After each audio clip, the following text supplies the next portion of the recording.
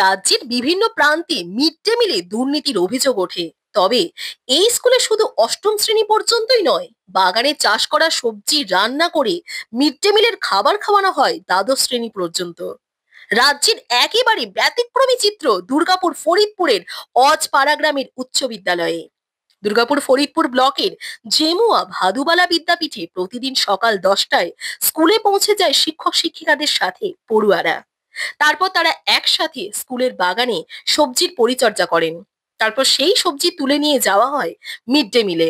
এই মরশুমেও চাষ করা হয়েছে আলু, পেঁয়াজ, টমেটো, ফুলকপি, বাঁধাকপি, পালং শাক, পেঁয়াজ সহ 20 রকমের সবজি।